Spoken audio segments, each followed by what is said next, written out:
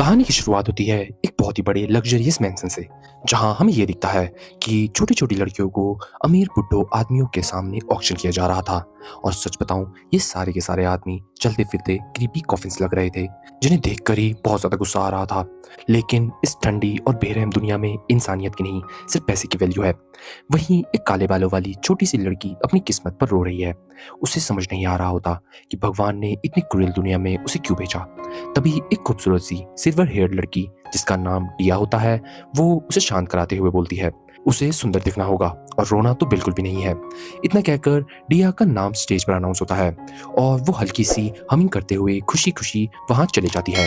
जिसके बाद ऑक्शन का होस्ट उसे आज का स्पेशल प्रोडक्ट बताता है, जिसकी बिडिंग की शुरुआत सीधा $10 मिलियन से होती है।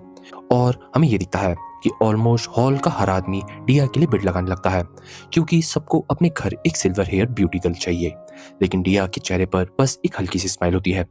वो अपने मैजिक यूज कर पहले तो अपने हैंडकफ की बनाती है और अगले ही सेकंड अपने मैजिक से एक राइफल क्रिएट कर लेती है। उसके बाद वो बिना टाइम वेस्ट किए वो पूरे हॉल में फायरिंग शुरू कर देती है। पूरे मेंशन में केओस मच जाता है, लोग जान बचाकर भागने लगते हैं, जबकि गार्ड्स डिया को रोकने के लिए इधर उधर भाग रहे होते हैं। वहीं ड्रेसिंग रूम में बाकी लड़कियां समझ नहीं पा रही होती अचानक बाहर क्या हो गया।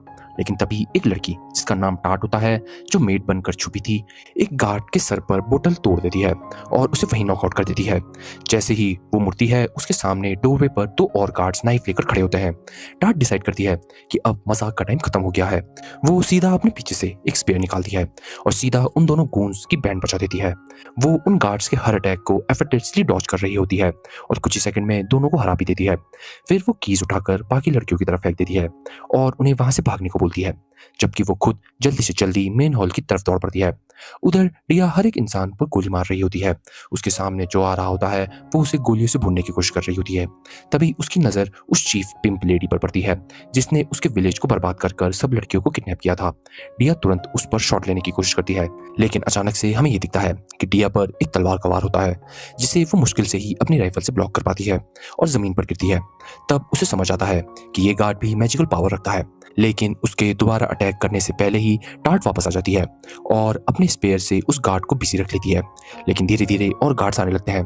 तब टाट उसे पहले धकेलती है और अपने रिवॉल्वर निकालकर एक एक कर सबको उड़ाना शुरू कर देती है। कुछ ही देर में डिया और टाट दोनों स्टेज पर साथ खड़े होते हैं, वेपन्स रेडी के साथ। लेकिन हमें ये दिखता है कि गार्ड्स की तादाद सच में बहुत ज्यादा होती है और सिर्फ वो दो लोग अकेले उनसे लड़ना ऑलमोस्ट मुश्किल लग रहा होता है। तब डिया डिसाइड करती है कि अगर उन्हें जिंदा बाहर निकलना है तो उन्हें एक large scale magic attack use करना पड़ेगा। वो टाट को एनिमीज को रोकने को बोलती है और खुद स्पेल चैंट करना शुरू कर देती है। और टाट खुद भी full American high school action heroine जैसी एनिमीज को बार बार ब्लास्ट करने लगती है, जबकि डिया पूरी कंसंट्रेशन के साथ अपने मैजिक स्पेल पर फोकस करती है। और कुछ ही मोमेंट बाद एक मैसिव एक्सप्लोजन के साथ मेंशन की दीवार टूट जाती है, जिससे उन्होंने अपने लिए एक परफेक्ट एस्केप रूट बना लिया होता है। मेंशन के बाहर आकर जंगल के एज के पास एक मास्टर असैसिन, जिसका नाम लूग है, अपनी स्नाइपर राइफल के साथ कुछ ऑब्जर्व कर रहा होता है। वो पूरा कार्नेज देखकर समझ जाता है कि उनका गेस्ट बिल्कुल सही था। मेंशन की मिस्ट्रेस ही वो कल्प्रेट थी जो विलेज पर अटैक करवाती थी, उन्हें जला देती थी और खूबसूरत लड़कियों को उठाकर ले जाती थी। अब लूग के पास इनफ एविडेंस है और वो टारगेट को एक्सिक्यूट करने का डिसीजन ले लेता है। और फिर लूग अपनी मैजिकल आई एक्टिवेट करता है, जो बेसिकली वॉल हैक की तरह काम करती है। और उसकी मदद से वो मेंशन की मिस्ट्रेस को ट्रैक कर लेता है, जो एक रूम में दूसरों से भाग रही होती है अपनी मौत से बचने की कोशिश में। लेकिन उसे ये नहीं पता होता कि उसकी किस्मत ऑलरेडी सील हो चुकी है। अगले ही सेकंड लूग ट्रिगर दबा देता है और एक क्लीन हेडशॉट के साथ बिना स्कोप के वो औरत को उड़ा देता है। ये मोमेंट उसके प्रीवियस लाइफ की याद दिला देता है, जब वो अर्थ पर एक लेजेंडरी मास्टर असैसिन हुआ करता था और अपने ट्रेनी के साथ ड्रग डीलर्स को खत्म करने का मिशन पर गया था। उसकी एक्यूरेसी इतनी इंसेन होती है कि वो एक के बाद एक एनिमीज को शूट करता जाता है, चाहे वो कार्स के पीछे हो या दीवारों के पीछे। और ऐसे ही कुछ आदमियों को असैसिनेट करने के बाद लूक अपने इक्विपमेंट पैक करता है और वापस जाने लगता है। तब उसकी ट्रेनी उसे कहती है कि वो बाकी माफिया मेंबर्स को भी फिनिश कर सकता है, लेकिन लूक सीधा जवाब देता है कि उन्हें सिर्फ 6 लोगों को मारने का ऑर्डर दिया था, जो वो पूरा कर चुका है और उसका काम खत्म हो चुका है। लड़की थोड़ा आर्ग्यू करने की कोशिश करती है, लेकिन लियो उसे चुप रहने को बोलता है और समझाता है कि ऑर्गेनाइजेशन फिलहाल सिर्फ माफिया के टॉप मेंबर्स को रिप्लेस कराना चाहती है और लूक को वो नहीं करना जो उनके ऑर्डर में ना दिया गया हो। यह सुनकर लड़की चुप हो जाती है और कार में बैठ जाती है, लेकिन तभी लूक आसमान में एक अनमैन्ड ड्रोन को देख लेता है। ड्रोन देखते ही लूक का हार्ट बीट तेज हो जाता है और वो तुरंत कार में बैठकर निकल पड़ता है। वो लड़की को बोलता है कि वेपन्स रेडी रखे क्योंकि बहुत जल्द उनका शिकार किया जाने वाला है। और बिल्कुल वैसा ही होता है। कुछ ही देर में मिलिट्री सोल्जर एक के बाद एक बड़े कॉन्वॉय हमवीज के साथ उनके पीछे लग जाते हैं और उनकी कार पर हैवी फायरिंग शुरू कर देते हैं। कार तुरंत फ्लेम्स में उड़ जाती है, लेकिन सोल्जर्स को पता नहीं होता कि लूक लास्ट मोमेंट पर मूविंग व्हीकल से जंप कर ऑलरेडी बच निकला है और उसने अपनी फेक डेथ क्रिएट कर ली थी। लूक लड़की की इंजर्ड लेग को बैंडेज लगाता है और उसे रेस्ट करने को बोलता है क्योंकि सुबह होते ही उन्हें वापस मूव करना होगा। रेस्ट करते वक्त वो लड़की लूक से पूछती है कि आखिर वो असैसिन बना ही क्यों।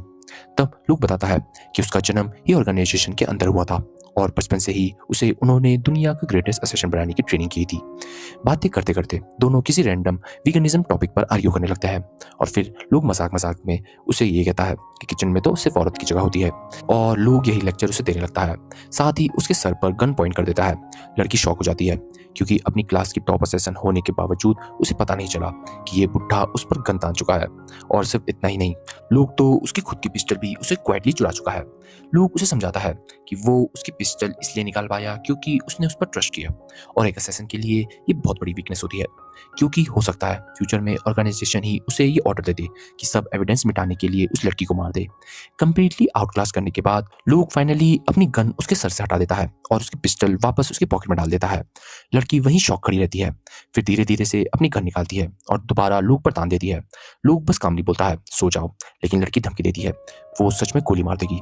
तब लूक खड़ा होता है और रिवील करता है कि वो पहले से ही उसकी गन की सारी बुलेट निकाल चुका है और हमें दिखता है कि लूक एक बार फिर उस लड़की को कंप्लीटली आउटक्लास कर देता है। वो फिर से शॉक में एक्सप्रेशन के साथ बस खड़ी रह जाती है, जैसे अब फ्यूचर में सैंडविच बनाने का करियर ही उसके लिए बचा हो। अगली सुबह दोनों फाइनली अपने सेफ हाउस पहुंच जाते हैं, जहां लूक ऑर्गेनाइजेशन को कॉल करता है। ऑर्गेनाइजेशन उसे फाइनल मिशन के लिए कांग्रेचुलेट करती है और उसके हैप्पी रिटायरमेंट विश करती है और तुरंत जापान वापस आने का ऑर्डर देती है। लूक तो फेक पासपोर्ट और फ्लाइट टिकट निकालता है और दोनों सक्सेसफुली प्लेन में बोर्ड कर लेते हैं। प्लेन में अपनी सीट पर बैठकर लूक सोच रहा होता है कि रिटायरमेंट के बाद वो अपनी लाइफ कैसे जिएगा और किसके साथ जिएगा। तभी अचानक से प्लेन वॉयलेंटली शेक करने लगता है और न्यूज आती है कि फ्लाइट हाईजैक हो चुकी है। लूक को सिचुएशन थोड़ा अजीब लगती है, इसलिए वो तुरंत कॉकपिट की तरफ दौड़ता है और वो रास्ते में एयर होस्टेस को भी नॉक कर देता है और कॉकपिट का डोर खोल देता है। अंदर जाकर वो देखता है कि दोनों पायलट्स ऑलरेडी डेड पड़े हुए हैं और कंट्रोल्स कंप्लीटली डिस्ट्रॉय है। और तब लूक समझ जाता है कि ऑर्गेनाइजेशन उसे परमानेंटली डिस्पोज करना चाहती है ताकि उनके कोई लूज एंड ना बचे। अपनी ही किस्मत पर हल्का सा स्माइल करते हुए लूक प्लेन को कंट्रोल करने की कोशिश करता है, लेकिन ऑर्गेनाइजेशन कोई रिस्क नहीं लेना चाहती थी, इसलिए वो उनके पीछे एक फाइटर जेट भी भेज देती है जो प्लेन को आसमान में ही ब्लास्ट कर देता है। और इसी के साथ लूक अर्थ पर अपनी आखिरी सांसें लेता है। मरते वक्त वो खुद को बिट्रेयल महसूस करता है, लेकिन अचानक वो एक अलग ही दुनिया में अपनी आंखें खोलता है। उसके सामने एक व्हाइट हेयर गॉडेस खड़ी होती है जो उसका मजाक उड़ाती है और हंस रही होती है। वो बोलती है कि कैसे लूक लेक्चर तो बढ़ा देता था कि किसी को भी ट्रस्ट नहीं करना, पर वो खुद ऑर्गेनाइजेशन को ट्रस्ट करता था। लूक कंफ्यूज होकर पूछता है कि ये लड़की जो उसके साथ खेल रही है वो है कौन और आखिर चाहती क्या है। तब गॉडेस बताती है कि वो डेड सोल्स की इंचार्ज है और अब लूक के पास दो चॉइसेस हैं, या तो वो अर्थ पर बिना मेमोरीज के एक नए इंसान की तरह रीइंकार्नेट हो सकता है या फिर अपनी सारी मेमोरीज के साथ एक फैंटेसी वर्ल्ड में जन्म ले सकता है। बस बदले में उसे उसके लिए काम करना पड़ेगा। लूक तुरंत डिसाइड करता है कि उसका अर्थ और वहाँ के सो कॉल्ड वीगन से मन भर गया है, इसलिए वो फैंटेसी वर्ल्ड को चूज करता है और पूछता है कि उसे क्या करना होगा। गॉडेस मुस्कुराते हुए बोलती है कि उसे उस दुनिया के हीरो को असैसिनेट करना होगा जो फ्यूचर में पैदा होने वाला है। ये सुनकर लूक थोड़ा शॉक हो जाता है। तब गॉडेस उसे चिल करने को बोलती है और उसे चाय भी ऑफर करती है, जिसके बाद वो उससे पूछती है कि आखिरकार उसने फैंटेसी वर्ल्ड ही क्यों चुना। लूक जवाब देता है कि अर्थ पर उसका जन्म सिर्फ एक पर्पस के लिए हुआ था, असैसिन बनना। उसे हमेशा बोला गया कि उसके इमोशंस और फीलिंग्स को साइड में रखकर बस किलिंग पर फोकस करे, लेकिन जब वो मरने वाला था तब उसे इस चीज का रिग्रेट हुआ कि उसने कभी अपनी मर्जी से जिंदगी नहीं जी। फिर वो पूछता है कि जिस हीरो को वो मारने वाला है वो कैसा है। तब गॉडेस सीधा इस नए वर्ल्ड की सारी इन्फॉर्मेशन उसके ब्रेन में ट्रांसफर कर देती है और एक ही इंस्टेंट में लूक को उस फैंटेसी वर्ल्ड के बारे में सब कुछ पता चल जाता है। यहाँ लोगों के पास अलग अलग मैजिक एबिलिटी और फिजिकल स्किल्स होती है जो अर्थ के हिसाब से तो कम्प्लीटली सुपरनेचुरल है, और इन सब के बीच में हीरो के पास तो लेजेंडरी लेवल की पावर्स और स्किल है जो उसे मारने के लिए बहुत ही बड़ा चैलेंज बना देती है। लेकिन अभी तक के हिसाब से हीरो एक अच्छा इंसान लगता है जो दुनिया के लिए गुड डीड्स कर रहा है।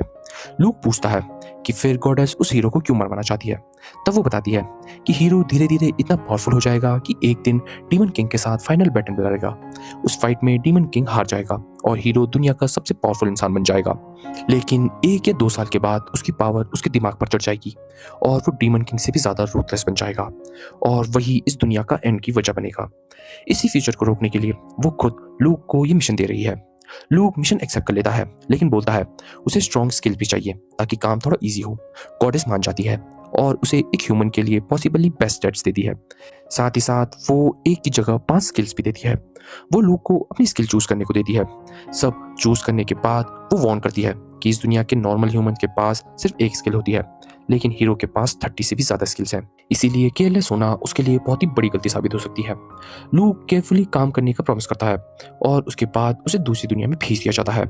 इस नए वर्ल्ड में लूक एक एरिस्टोक्रेट फैमिली से जन्म लेता है जो नोबल असैसिन्स की फैमिली होती है। उनकी खूबसूरत मदर का नाम एर्सी होता है और उसके फादर का नाम सीएन होता है जो एक मास्टर असैसिन होता है। कुछ साल बीत जाते हैं और ल्यूक एक केपेबल यंग बॉय बन जाता है। वो हर सुबह हंटिंग पर जाता है और सीख लेता है कि शिकार करने का सबसे बेस्ट तरीका क्या होता है, प्रे को हेडशॉट से मारना ताकि उसे पता भी न चले कि उसका शिकार हो रहा है। इससे मीट का फ्लेवर बेस्ट प्रिजर्व होता है। लूक एक और रैबिट को सक्सेसफुली हंट कर कर घर लाता है, उसे क्लीन करता है और इस बार वो कुछ नया ट्राई करने का डिसाइड करता है। उसकी मॉम कंप्लेन करती है कि उसे अपने बेटे के लिए कुकिंग करने का मौका भी नहीं मिलता, लेकिन लूक कैजुअली बोल देता है कि अब वो ऐसे डिश बनाएगा जो गॉर्डन रैमसी को भी इंप्रेस कर देगी। वो रैबिट के मीट को छोटे छोटे पीसेस में कट कर देता है और साथ ही दिमाग में उसके न्यूट्रिशन कैलकुलेट भी करता है, बिल्कुल एक जिम रैट की तरह। वो सोचता है कि रैबिट मीट परफेक्ट प्रोटीन का सोर्स होता है क्योंकि उसमें फैट भी कम होता है। बस ये प्रॉब्लम होती है कि टेस्ट थोड़ा गेमी होता है, इसलिए वो उसमें काफ़ी हर्ब्स और ड्राई मशरूम ऐड करता है। सब कुछ प्रेशर कुकर में डाल देता है। जब तक वो कुक हो रहा होता है तब तक लूक एक बहुत ही स्पेशल सॉस बनाना स्टार्ट कर देता है जो उसने एक बार एक मास्टर शेफ कॉन्टेस्ट में बनाकर सीखा था ताकि वो अपने टारगेट के और भी ज्यादा क्लोज हो सके। शायद वो टारगेट वही गंजा इडियट जज था जिसे खाने का बिल्कुल समझ नहीं था। फाइनली लूक अपनी क्रीम सॉस स्टू में ऐड करता है और डिश फैमिली को सर्व करता है और सरप्राइजिंगली सबको वो खाना बहुत ही ज्यादा पसंद आता है। उसकी मदर तो इतनी इंप्रेस हो जाती है कि वो लूक से ये बोलती है कि इस डिश को तो रेस्टोरेंट में सर्व करना चाहिए। और ऐसे ही कुछ देर बाद उसी शाम लूक के फादर उसे रूटीन चेकअप के लिए ट्रेनिंग रूम पर बुलाते हैं और ऑब्वियसली लूक तुरंत अपने फादर के ऑर्डर फॉलो करता है, जिसके बाद सीएन लूक के बोन्स, मसल और जॉइंट चेक करता है ताकि कंफर्म हो सके कि उसकी बॉडी प्रॉपर्ली डेवलप हो रही है या नहीं। तब पता चलता है कि लूक की फैमिली सिर्फ असैसिन ही नहीं बल्कि किंगडम के रॉयल डॉक्टर्स भी हैं, लेकिन असली गेम तो पर्दे के पीछे चलता है। ये लोग डॉक्टर का स्टेटस क्लेम कर कर अपने टारगेट के पीछे आते हैं और फिर उन्हें क्वाइटली असैसिनेट कर देते हैं। सीएन एक बहुत ही स्ट्रिक्ट टीचर होता है और लूक को हीलिंग टेक्निक से लेकर असैसिनेशन मेथड सब कुछ सिखाता है। साथ ही stealth, strength, hand to hand combat और वेपन ट्रेनिंग भी चलती रहती है। और ऑनेस्टली ये सब लूक के लिए परफेक्ट एनवायरनमेंट था क्योंकि उसने अभी हीरो को मारने की ट्रेनिंग सीक्रेटली हाइड कर रखी थी। बॉडी चेक कंप्लीट करने के बाद सीएन उसे दोबारा कपड़े पहनने को बोलता है और उसकी रिकवरी की तारीफ भी करता है, लेकिन फिर वो एक ऐसी बात बोलता है जो लूक को अंदर से एक्साइट कर देती है। सीएन कहता है कि शायद वो अब सर्जरी के लिए रेडी है और तब रिवील होता है कि उनकी फैमिली के पास एक सीक्रेट वेपन भी है। लूक के फादर और उनके पूर्वज एक स्पेशल सर्जरी से गुजरते हैं जो उनकी आंखों को एक डेडली वेपन में कन्वर्ट कर देता है और सर्जरी के बाद वो माना को देख सकते हैं। डार्कनेस में भी उन्हें बेटर विजन मिलता है और कई 100 मीटर दूर की चीजें वो क्रिस्टल क्लियर तक देख सकते हैं। लूक तो कब से इस मोमेंट का वेट कर रहा होता है, इसीलिए वो बिना एक सेकंड वेस्ट किए सर्जरी के लिए एग्री कर देता है। सर्जरी के बाद लूक को कुछ दिनों तक ब्लाइंडफोल्ड पहनकर रहना पड़ता है, लेकिन जब फाइनली वो अपनी आंखें खोलता है तो उसके सामने दुनिया बिल्कुल अलग नजर आती है, जैसे किसी ने ग्राफिक्स में अल्ट्रा एचडी डाल दिया हो। वो अपने फादर की तरफ देखकर नोटिस करता है कि अब वो अपने फादर की बॉडी में तैरता हुआ माना तक देख सकता है और सिर्फ इतना ही नहीं, अपनी खुद की बॉडी से निकलता हुआ माना भी उसे क्लियरली विजिबल होता है। तब उसके फादर बताते हैं कि फाइनली उन्हें एक टीचर मिल गया है जो उसे मैजिक सिखा सकता है। और ये सुनकर लूक सच में बहुत ज़्यादा खुश होता है, क्योंकि इस दुनिया में आने के बाद से ही उसे मैजिक सीखने का सपना था। आखिरकार वो दिन ही आ जाता है जब लूक अपने मैजिक टीचर से मिलने वाला होता है। लेकिन किसी अजीब रीज़न की वजह से उसकी मॉम उसे पूरा क्रॉस ड्रेसिंग फेम बॉय बनाकर रेडी करती है। मतलब बंदा मैजिक सीखने तो जा रहा है और ब्यूटी कॉन्टेस्ट में पार्टिसिपेट भी कर रहा है। ये समझाना मुश्किल था। खैर, लूक और उसकी फैमिली टीचर को वेलकम करने के लिए रेडी हो जाते हैं और लूक तो ये एक्सपेक्ट कर रहा होता है कि कोई बुड्ढा प्रोफेसर टाइप का आदमी आएगा जिसका नाम डेफिनेटली एप्स्टीन फाइल में होगा। लेकिन क्योंकि ये एनिमे है तो ऑब्वियसली उसकी टीचर एक बहुत ही ब्यूटीफुल सिल्वर हेयर्ड वाली लड़की होती है जो डिया निकलती है। लूक उसे देखकर ज़्यादा इंप्रेस नहीं होता और सोचता है कि क्या सच में ये केपेबल भी है, और डिया उसका डाउट इंस्टेंटली सेंस कर लेती है। अपनी पावर्स को प्रूव करने के लिए डिया आसपास एक मैजिक एक्सप्लोजन क्रिएट कर देती है और रिवील होता है कि वो किंगडम के टॉप 5 मेजेस में से एक है। अगले दिन लूक फॉर्मली डिया से इंट्रोड्यूस होता है, लेकिन डिया उसे बोलती है कि इतनी फॉर्मेलिटीज की जरूरत नहीं है क्योंकि वो उससे सिर्फ 3 साल बड़ी है। फिर वो उसे एक छोटा सा क्रिस्टल बॉल देती है जो माना स्टोर कर सकता है और बोलती है कि अपना सारा माना इसके अंदर पोर कर दो। और लूक फिर से ओबीडियंटली बच्चे की तरह अपना माना ट्रांसफर शुरू कर देता है। डिया पहले उसके माना कैपेसिटी देखकर इंप्रेस हो जाती है, लेकिन उसे तो अभी असली मॉन्स्टर वर्जन देखना बाकी था। कांस्टेंट ट्रेनिंग की वजह से लूक अपनी माना कैपेसिटी को 1000 टाइम्स तक इंक्रीज कर लेता है और वो बिना रुके क्रिस्टल बॉल में माना भरते जाता है। धीरे धीरे क्रिस्टल बॉल ओवरलोड होने लगती है और उसमें क्रैक पड़ने लगते हैं। डिया पैनिक में चिल्लाती है और लूक को बोलती है कि उस बॉल को जितना दूर हो सके उतना दूर फेंक दो। लूक तुरंत उसे आसमान की तरफ बहुत ही ताकत से फेंक देता है और लिटरली कुछ सेकंड्स के डिफरेंस से ही उनका पूरा मेंशन न्यूक होने से बच जाता है। स्काई में एक टेरिफाइंग एक्सप्लोजन हो जाता है जो दूरों दूरों तक दुनिया हिला देता है और हमें ये दिखता है कि अब डिया खुद अपने स्टूडेंट की पावर से डरने लगी है। तभी ल्यूक के पेरेंट्स वहां भागते हुए आते हैं और पूछते हैं कि क्या हुआ। डिया तुरंत लूक को बचाने की कोशिश करती है और ब्लेम खुद पर ले लेती है। बोलती है कि उसे ज्यादा केयरफुल रहना चाहिए था। लेकिन सरप्राइजिंगली लूक के पेरेंट्स गुस्सा होने की बजाय उसकी मैजिकल एबिलिटीज पर प्राउड फील करते हैं। सीएन बोलता है कि उसकी स्पेल काफी इंप्रेसिव थी, लेकिन वो बैटलफील्ड के लिए ज्यादा सूटेबल है। उन्हें लूक को असैसिन बनाना है, इसलिए डिया को ऐसी स्पेल सिखाना जरूरी है जो स्टेल्थ और असैसिनेशन में काम आए। इतना बोलकर वो कामली वहां से चले जाते हैं और उल्टा डिया तो शॉक में पड़ जाती है क्योंकि उसके घर में तो ग्लास टूटने पर भी उसकी पिटाई हो जाती थी। लेकिन तभी लूक कैजुअली डिया से पूछ लेता है कि क्या उसके पास और क्रिस्टल बॉल भी हैं। डिया सीधा मना कर देती है और बोलती है कि ये आइटम बहुत वैल्यूबल है और किसी को भी नहीं दिए जाते। रात को लूक सोच रहा होता है कि और क्रिस्टल बॉल कैसे मिल सकते हैं क्योंकि हीरो को किल करने में ये काफी यूजफुल होंगे। तभी अचानक से डिया उसके रूम को नॉक करती है और अगले ही मोमेंट दोनों एक ही बेड में सो रहे होते हैं। डिया उसे बोलती है कि टीचर होने के नाते वो उसे कुछ भी ऑर्डर कर सकती है और अननेसेसरी ड्रामा अवॉइड करने के लिए लूक चुपचाप उसकी बात मान लेता है। अगले दिन लूक के मैजिक एट्रीब्यूट चेक करने का टाइम आता है। डिया उसे बोलती है कि एक क्रिस्टल बॉल में थोड़ा सा माना पोर करे। सबसे पहले वो फायर और वाटर एट्रीब्यूट टेस्ट करती है और लोग दोनों में पॉजिटिव निकलता है। डिया को काफी एक्साइटमेंट होती है क्योंकि ये 2 एलिमेंट्स वाले लोग बहुत ही रेयर होते हैं, लेकिन लोग उसे बोलता है कि बाकी 2 एलिमेंट्स भी चेक कर लो। और जब डिया टेस्ट कंप्लीट करती है तो उसका दिमाग लिटरली हैंग हो जाता है क्योंकि लूक के पास चारों बेसिक एलिमेंट होते हैं। शॉक होने के साथ वो इतना टैलेंटेड स्टूडेंट है, उसे बहुत ज़्यादा खुशी भी होती है। उसके बाद डिया उसे माना को एक स्पेसिफिक एलिमेंट्स में कन्वर्ट कराना सिखाती है, स्टार्टिंग विद अर्थ एलिमेंट। और इस ट्रेनिंग में ये फ्यूचर पीडीएफ फाइल लूक की काफ़ी ज़्यादा क्लोज आ जाती है। लेकिन सच बताऊं तो लूक को ये सब चीज़ें बहुत पसंद आ रही होती हैं। डिया की गाइडेंस की वजह से लूक सक्सेसफुली अपने माना को अर्थ एलिमेंट में कन्वर्ट भी कर लेता है और जैसे ही वो ये करता है उसके दिमाग में अचानक एक और स्पेल पॉप हो जाती है। डिया बताती है कि ये पहला स्पेल है जो गॉड ने उसके ब्रेन में ट्रांसफर किया है। प्रॉब्लम ये थी कि लूक उस लैंग्वेज को पढ़ नहीं सकता था, इसलिए डिया उसे एग्जाम्पल देकर समझाती है और सरप्राइजिंगली लूक फर्स्ट ट्राई में ही उसे ऑलमोस्ट परफेक्टली मिमिक कर लेता है। उसके बाद वो कंटिन्यूस प्रैक्टिस करता है जब तक वो उस स्पेल को मास्टर नहीं कर लेता। डिया उसकी प्रोग्रेस देखकर बहुत ही खुश होती है और बताती है कि कैसे जितना ज़्यादा वो प्रैक्टिस करेगा उतना ही नए स्पेल्स गॉड डायरेक्टली उसके ब्रेन में ट्रांसफर करते रहेंगे। लेकिन लूक के दिमाग में अलग ही आइडिया चल रहा होता है। वो डिया से पूछता है कि क्या वो अपने नोन स्पेल लिख सकती है ताकि वो खुद उन्हें कास्ट करने की कोशिश करे। डिया को यह आइडिया काफी इंटरेस्टिंग लगता है, जिसके बाद वो आयरन क्रिएट करने वाला स्पेल लिखती है और शॉकिंगली लोग बिना गॉड के स्पेल ट्रांसफर किए उसे परफेक्टली कास्ट कर लेता है। डिया को यकीन नहीं होता कि उसने पहले कभी भी इस पॉसिबिलिटी के बारे में सोचा ही नहीं। वहीं लूक सोचता है कि शायद इस दुनिया में कोई ऐसा मैकेनिज्म है जो लोगों को नेचुरली ये आइडिया देने का सोचता है। लेकिन एक और प्रॉब्लम थी। लूक स्पेल लैंग्वेज का मीनिंग नहीं समझता था। वो सिर्फ डिया की प्रोनाउंसिएशन को कॉपी करता था, जो काफ़ी इनएफिशिएंट मेथड था। इसलिए वो डिया से रिक्वेस्ट करता है कि वो जितनी भी स्पेल जानती है वो उसे लिख कर दे, ताकि वो उनकी लैंग्वेज में उसे डिकोड कर सके। डिया डिफरेंट स्पेल लिखना स्टार्ट करती है और लूक नोटिस करता है कि उनमें नंबर्स का पैटर्न रिपीट हो रहा है। और कुछ ही मोमेंट में लूक समझ जाता है कि वो numbers physics related values represent करते हैं, जैसे मेटल का मेल्टिंग पॉइंट, साइंटिफिक प्रॉपर्टीज।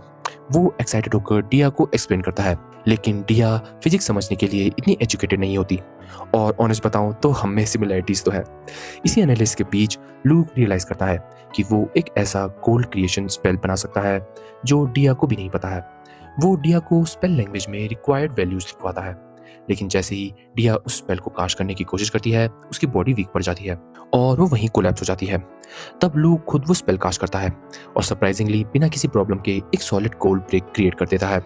तब उसे समझ आता है कि कैसे ये सब उसके B rank skill spell weaver की वजह से पॉसिबल हुआ है, जो उसे नए स्पेल क्रिएट करने की एबिलिटी देता है। लेकिन इंटरेस्टिंगली लूक को एक बार स्पेल कास्ट करते देखने के बाद डिया भी उस स्पेल को कॉपी कर पाती है, और ये देखकर दोनों एक्साइटमेंट से भर जाते हैं, क्योंकि अब उन्होंने मिलकर एक नई स्पेल क्रिएट करने का तरीका ढूंढ लिया है। उसके बाद लूक और डिया साथ में ट्रेनिंग कंटिन्यू करते हैं और धीरे धीरे एक दूसरे के और क्लोज होते जाते हैं। और एक दिन इवेंचुअली लूक इस दुनिया के लिए इंग्लिश की स्पेल क्रिएट करता है और एक पिस्टल जो टंगस्टन बुलेट को शूट करती है वो बनाता है। डिया भी उस स्पेल को क्रिएट कर उसे यूज कर लेती है, लेकिन लूक अभी भी सेटिस्फाई नहीं होता, तो वो और भी ज्यादा डेंजरस वर्जन क्रिएट करता है, एक जाइंट कैनन जो मीलों दूर तक टारगेट डिस्ट्रॉय कर सकती है। कुछ दिनों बाद डिया टाइटली लूक से चिपक कर सोती है, क्योंकि अगले ही दिन उसे अपने घर वापस जाना था। वो चाहती थी कि वो हमेशा उसके साथ रहे, लेकिन अभी के लिए ये पॉसिबल नहीं था। इसलिए लूक उसे याद के रूप में उसे टाइटेनियम अलॉय से बनी हुई एक खूबसूरत नाइफ गिफ्ट करता है और रिटर्न में डिया उसे एक रेयर क्रिस्टल बॉल देती है। उसके बाद वो उसे पिंकी प्रॉमिस करवाती है कि जब भी वो लूक को बहुत ज्यादा मिस करेगी तो लूक को उसे मिलने के लिए जरूर आना पड़ेगा। अगले दिन डिया अपने घर के लिए चली जाती है और जैसे ही वो जाती है, सियन डिसाइड करता है कि अब लूक फाइनली उनके फैमिली बिजनेस के डीपर साइड को जानने के लिए काफी स्ट्रांग हो चुका है। वो उसे एक प्रिजन में ले जाते हैं जहां डेथ रो प्रिजनर्स रखे गए होते हैं। साइन बताता है कि क्रिमिनल्स को ट्रेनिंग डमी की तरह से माना जाता है और वो अपनी असैसिनेशन स्किल्स उन पर टेस्ट कर सकते हैं बिना किसी हेजिटेशन के।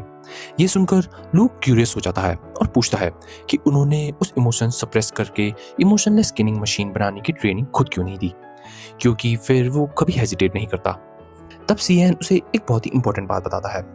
वो कहता है कि वो लोग टूल्स नहीं, इंसान हैं। वो किसी को भी सिर्फ ऑर्डर्स मिलने पर नहीं मारते। पहले वो टारगेट के क्राइम एवेलुएट करते हैं और डिसाइड करते हैं कि उसे मारना किंगडम के लिए सच में बेनिफिशियल होगा या नहीं, और ये जजमेंट लेने के लिए उन्हें अपनी ह्यूमैनिटी की जरूरत होती है। लोग ये सब सुनकर कंफ्यूज हो जाता है, क्योंकि उसकी प्रीवियस लाइफ की टीचिंग इससे बिल्कुल अपोजिट थी। कुछ मिनट बाद सेयन उसे एक रूम में लेकर जाता है और बोलता है कि अब टाइम आ गया है, लोग अपना बॉडी काउंट 0 से 1 करेगा। रूम के अंदर एक लड़की चेयर में बंधी होती है। सेयन बताता है कि उसने चोरी, चकारी, मर्डर, आर्सन सब क्राइम किए हैं। वो लूक को बोलता है कि चाहे वो मर्सी के लिए कितना ही भीख मांगे, उसे हेजिटेट नहीं करना चाहिए। लड़की रोते हुए बोलती है ये सब एक एक्सीडेंट था, लेकिन लूक इजीली समझ जाता है कि वो झूठ बोल रही है। इसलिए वो अपनी शार्प नाइफ से उसकी रिस्ट कट कर देता है ताकि ब्लड लॉस की वजह से वो रिलेटिवली पेनलेस डेथ मरे। लेकिन जैसे ही उस लड़की की एक्टिंग टूट जाती है, वो लूक को गालियों और कर्सेस देने लगती है, और ये सब देखकर सुनकर लूक इरिटेट हो जाता है और सीधा नाइफ उसके सर पर फेंक देता है, जिससे उसकी बकवास परमानेंटली बंद हो जाती है। कुछ महीनों बाद लूक अपने पेरेंट्स के साथ हार्वेस्ट फेस्टिवल अटेंड करता है, लेकिन वो फेस्टिवल एंजॉय करने या स्टेट इकोनॉमी को समझने नहीं आया होता। उसका असली गोल होता है एक इंसान को ढूंढना जिसके पास माना हो, ताकि फ्यूचर में हीरो को मारने के मिशन के लिए उसे वो अपना असिस्टेंट बना सके। और वो जल्दी ही एक माना यूजर को ढूंढ लेता है, लेकिन क्योंकि वो एक अगली ओल्ड मैन होता है और कोई क्यूट गर्ल नहीं, लूक सीधा उसे मेंटली स्किप कर देता है। उसके बाद उसे और कोई माना यूजर नहीं मिलता, इसलिए वो डिसाइड करता है कि सर्च में उसे पेशेंस रखनी पड़ेगी। कुछ दिनों बाद वेदर ठंडा होने लगता है और लोग विंटर के लिए फूड का स्टॉक प्रिपेयर करने के लिए हंटिंग पर निकल जाता है। जैसे ही वो फॉरेस्ट पहुंचता है, उसके आसपास कुछ लिविंग क्रिएचर फील होते हैं, और फिर ये एब्सोल्यूट मैड लड़का जमीन पर कान लगा देता है और समहाउ आइडेंटिफाई कर लेता है कि वुल्फ्स का एक पैक अपने प्रे को सराउंड कर चुका है। लू डिसाइड करता है कि वो वुल्फ्स का प्रे चुरा लेगा, लेकिन जब वो लोकेशन पर पहुंचता है तो उसे पता चलता है कि वुल्फ्स तो किसी जानवर के नहीं बल्कि एक हेल्पलेस लड़की को खाने की कोशिश कर रहे होते हैं। लूक तुरंत उसे रेस्क्यू करने का डिसीजन लेता है और बिना डिले के अटैकिंग वुल्फ को शूट कर देता है। उसके बाद हमारा बंदा look full superhero landing मारते हुए उस लड़की के सामने लैंड करता है, सिर्फ ऑरा फार्मिंग के लिए। फिर वो कैजुअली उस लड़की को बोलता है कि उसका गियर पकड़ कर रखे जब तक वो वुल्फ्स पर अपने कॉम्बैट स्किल प्रैक्टिस कर रहा है। और उसके बाद लूक कुछ ही मोमेंट्स पर उन वुल्फ का काम तमाम कर देता है। और ऐसे ही वुल्फ्स को इजीली खत्म करने के बाद लू उस लड़की की तरफ मुड़ता है और उससे पूछता है कि वो कौन है और इस जंगल में क्या कर रही है। लड़की डरी डरी आवाज में बताती है कि उसका परिवार बहुत गरीब है और वो विंटर्स में अपना पेट भरने के लिए यहाँ के पेड़ पौधों को चुनती है। उसने सुना था कि लू की फैमिली की टेरिटरी काफी वेल्दी है, इसलिए वो जंगल क्रॉस कर कर यहाँ पर पहुंचने की कोशिश कर रही थी, लेकिन रास्ते में वुल्फ ने उसे घेर लिया था। ये सुनकर लू को उस पर थोड़ी सिंपैथी आ जाती है और वो उसके लिए कुछ खाने के लिए बनाता है। और ऐसे ही कुछ देर बाद वो लोग आपस में थोड़ा बातें करने लगते हैं और हमें ये दिखता है कि उस लड़की का ख्याल रखने के बाद लू उस मारे गए वुल्फ्स की स्किन निकालने के लिए और उनका काम फिनिश करने के लिए चला जाता है। जब लू वापस आता है तब वो उस लड़की को बताता है कि वो इस जगह को रूल करने वाली नोबल फैमिली का बेटा है। ये सुनकर लड़की के चेहरे पर एकदम से खुशी आ जाती है। वो बोलती है कि शायद ये कोई डिवाइन साइन है, क्योंकि कल ही उसने सपना देखा था कि वो बहुत जल्द किसी इंपॉर्टेंट इंसान से मिलने वाली है। तभी अचानक से लू उससे पूछता है कि क्या वो उसके साथ चलना चाहेगी, क्योंकि अगर वो उसके साथ आ गई तो उसे दोबारा कभी खाने की टेंशन नहीं लेनी पड़ेगी। ये ऑफर सुनकर लड़की की आंखों में आंसू आ जाते हैं, लेकिन वो फिर भी ये पूछती है कि क्या लू सच में श्योर है। लू सीधा जवाब देता है कि वो चाहता है कि वो उसके साथ आए। ये सुनकर लड़की काफी इमोशनल हो जाती है, क्योंकि हमें ये दिखता है कि उसके अपने पेरेंट्स तक उसे नहीं चाहते थे, लेकिन उसे ऐसे साथ ले जाने से पहले लू एक बात क्रिस्टल क्लियर कर देता है। वो बोलता है कि वो एक असैसिन है और फ्यूचर में बहुत सारे लोगों को मारेगा। अगर वो उसके साथ चलना चाहती है तो उसका काम में हेल्प करनी होगी, और अगर वो ये नहीं कर सकती तो लू उसे अपने साथ नहीं लेकर जा सकता। सरप्राइजिंगली लड़की बिना हेजिटेट के ऑफर एक्सेप्ट कर लेती है, क्योंकि लू उसकी लाइफ का पहला इंसान था जो सच में उसे चाहता था। जैसे ही वो उसका हाथ पकड़ता है वो अपना नाम टार्ट बताती है, और हाँ गाइस, ये वही टार्ट है जो हमें एपिसोड के पहले में दिखी थी। और लू उसका वेलकम करता है बिना ये रिवील किए कि उसके दिमाग में असली प्लान क्या चल रहा है। असल में टार्ट के पास माना था, और इसी वजह से लू ने इतनी मेहनत कर कर उसको अपनी स्ट्रेंथ की शो ऑफ की, उसे खाना खिलाया और अपने सीक्रेट तक रिवील किए ताकि वो उस पर ट्रस्ट कर सके। ये सब उसके स्टैंडर्ड ब्रेन वॉशिंग प्रोसीजर का पार्ट था। और सबसे स्मार्ट बात तो ये थी कि उसने इंश्योर किया था कि टार्ट खुद अपनी मर्जी के साथ आना चाहती थी, ताकि फ्यूचर में वो कभी उसे बिट्रे न कर पाए। 2 साल बाद टार्ट ऑफिशियली लू की असिस्टेंट बन चुकी होती है। वो सिर्फ मिशन में ही नहीं बल्कि उसकी डेली लाइफ में भी उसकी काफ़ी हेल्प करती है। लू की ट्रेनिंग के अंदर टार्ट एक स्किल असैसिन बन गई है, लेकिन उसका बेस्ट वेपन स्पेयर ही था। लू जानता था कि स्पेयर एक आइडियल असैसिन वेपन नहीं होता है, क्योंकि उसे प्रॉपर्ली हाइड नहीं किया जा सकता, लेकिन फिर भी वो चाहता था कि टार्ट और ज़्यादा इंप्रूव करे। एक रात वो टार्ट को सीक्रेटली नाइफ प्रैक्टिस करते हुए देख लेता है। टार्ट तुरंत अपॉलॉजी करती है और बोलती है कि वो बिना परमिशन के ट्रेनिंग रूम में आ गई थी। वो बताती है कि वो बस लू के लिए ज़्यादा यूजफुल बनना चाहती थी, लेकिन लू उसे रोक देता है। टार्ट तुरंत पैनिक कर लेती है, क्योंकि उसे ऐसा लगता है कि लू भी उसे उसकी फैमिली की तरह बाहर निकाल देगा। लेकिन उसके एक्सपेक्टेशन के अपोजिट लू अपने मैजिक से एक फोल्डेबल स्पेयर क्रिएट करता है और उससे बोलता है कि वो इस वेपन को यूज़ कर सकती है।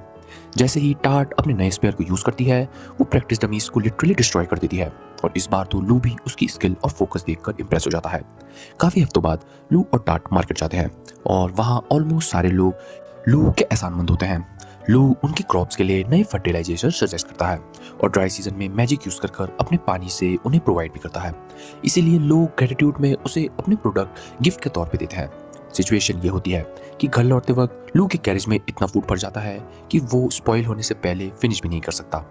टार्ट उसकी तारीफ करते हुए बोलती है कि वो अपने सब्जेक्ट्स की हेल्प करने के लिए कितना मेहनत करता है, लेकिन लू कामली रिप्लाई देता है कि ये एक नोबल होने का नतीजा है और वो उसकी ड्यूटी है। वो ये कहता है कि सिर्फ मॉन्स्टर और बैंडेड से लोगों को प्रोटेक्ट करना इनफ नहीं होता, अगर उनका दिल जीतना है तो उनकी डेली लाइफ भी बेटर बनानी पड़ती है।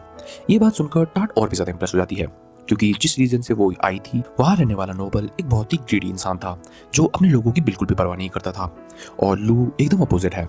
उसी रात लू अपने स्टैश में कुछ मैजिक क्रिस्टल बॉल स्टोर कर रहा होता है, और हमें ये पता चलता है कि कैसे उसने डिया के दिए हुए क्रिस्टल बॉल को स्टडी कर अपने खुद के क्रिस्टल बॉल भी बनाना सीख लिया है, और अब उसके पास बहुत सारे क्रिस्टल बॉल्स हैं जो मैजिक से कम्प्लीटली फिल थे, ताकि ज़रूरत पड़ने पर वो उसे वेपन्स की तरह यूज़ कर सके। टार्ट भी उसके रूम में आती है और उसे बताती है कि उसके डैड ट्रेनिंग रूम में उसे बुला रहे हैं। जैसे ही लू वहाँ पहुँचता है, सियान सीधा मेन टॉपिक पर आ जाता है और टार्ट के बारे में पूछता है। लू जवाब देता है कि टार्ट अब इतनी स्किल्ड हो चुकी है कि स्मॉल मिशंस खुद कंप्लीट कर सकती है। लेकिन सियान का सवाल कुछ और ही होता है। लू तुरंत समझ जाता है कि सियान एक्चुअली क्या पूछना चाहता है। वो उन्हें अश्योर करता है कि टार्ट किसी दूसरे नोबल फैमिली की स्पाई नहीं है जो उनकी असैसिनेशन टेक्निक को चुराने भेजी गई है। वो बोलता है कि उसने टार्ट को क्लोजली मॉनिटर किया है। उसकी बॉडी लैंग्वेज में झूठ का कोई भी साइन नहीं है। सियान ये सुनकर थोड़ा रिलीफ हो जाता है, क्योंकि अगर टार्ट स्पाई होती तो उन्हें उसे मारना पड़ता, और वो सच में बहुत अनफॉर्चुनेट होता, क्योंकि कॉमनर्स में माना बहुत ही रेयर होता है। सियान अब भी मानता है कि लू और टार्ट का मिलना कोइंसिडेंस से सस्पिशियस ज़्यादा लग रहा है, लेकिन अब वो बिलीव करने लग गया है कि शायद ये सच में एक मिरेकल ही था। उसके बाद सियान लू को बताता है कि उन्होंने उसे यहाँ ट्रेनिंग की एक्सरसाइज के लिए बुलाया है, जो एक स्पेशल टेस्ट भी है। वो बोलता है कि अगर लू ये टेस्ट और इसके बाद एक फाइनल टेस्ट में पास कर लेता है तो वो ऑफिशियली ग्रेजुएट होकर एक फुल फ्लेड असेसर बन जाएगा, जो कि रियल और बड़ी मिशंस ले सकेगा। लू ऑब्वियसली बिना डीले की मिशन एक्सेप्ट कर लेता है, और फिर पता चलता है कि ये फादर सन बॉन्डिंग सिर्फ एक असैसिन के परिवार की ही हो सकती है, जिसके बाद वो दोनों एक दूसरे के साथ फुल फाइट करेंगे। दोनों जंगल में जाते हैं और असैसिन की तरफ बैटल स्टार्ट करते हैं। लू तुरंत समझ जाता है कि जो पहला अपोनेंट को लोकेट करेगा उसके पास मैसिव एडवांटेज होगा, लेकिन इस डिपार्टमेंट में तो वो अपने डैडी से पूरी तरह हार जाता है। सियान उसे पहले ही स्पॉट कर लेता है और उस पर एरो चला देता है। उसे नोटिस करने के चांस भी नहीं मिलता। लू तुरंत भागना शुरू करता है और एरोस किस डायरेक्शन से आ रहे हैं एनालाइज करने लगता है, और वो जल्दी अपने फादर को लोकेट कर लेता है और नाइफ उनकी तरफ थ्रो करता है, लेकिन सियान उस अटैक को इजीली ब्लॉक कर देता है। उसके बाद लू क्लोज कॉम्बैट के लिए ग्राउंड पर स्लाइड करता है और सियान भी पहले से स्ट्राइक को डॉज कर लेता है, लेकिन काउंटर अटैक करने की कोशिश में सियान अपने बेटे की ही नी क्रैक कर देता है। समहाउ लू एक किक मारकर डिस्टेंस क्रिएट कर लेता है और अपने हीलिंग मैजिक की वजह से अपने लेग को क्विकली रिकवर भी कर देता है।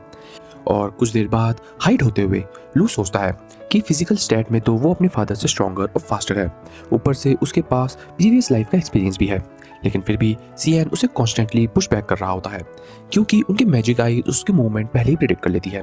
वो शारिंगान की तरफ फ्यूचर तो नहीं देख सकते, लेकिन बॉडी के स्मॉल मसल मूवमेंट को ऑब्जर्व कर सकते हैं, जो अपोनेंट का अगला मूव तुरंत बता देती है। वेल एक्चुअली ये कुछ शारिंगान जैसा ही है। तभी लू को फील होता है कि सियान उसकी तरफ आ रहा है और वो तुरंत भागने लगता है और एक ट्रैप एक्टिवेट हो जाता है। लू ट्रैप को अवॉइड कर लेता है, लेकिन वो ट्रैप तो खाली एक डिस्ट्रैक्शन होता है। रियल अटैक तो सियान की तरफ से आता है, जो लू को एक बार फिर से डिफेंसिव पोजीशन में डाल देता है। इस बार लू एक सॉलिड किक लैंड कर देता है और सियान तुरंत जंगल में डिसअपीयर हो जाता है। तब लू डिसाइड करता है कि खुद मूवमेंट करने से बेटर वो अपने फादर की मूवमेंट प्रेडिक्ट करे, इसलिए वो एक ट्री के पास खड़ा हो जाता है और कॉन्सेंट्रेट करता है। कुछ ही सेकंड में उसे 2 ब्लडलेस सोर्सेज फील होते हैं, और तभी राइट साइड करते ही वो अपनी नाइफ फेंकता है। लू उसे डॉज कर लेता है, लेकिन उसी वक्त लेफ्ट साइड से भी एक नाइफ आती है। नॉर्मली वो सोचता है कि सियान वीकर साइड टारगेट कर रहा है, लेकिन इस बार लू समझ जाता है कि ये भी एक डिकॉय है, क्योंकि एक रियल असैसिन अटैक के वक्त अपनी ब्लड लस्ट हाइड करता है।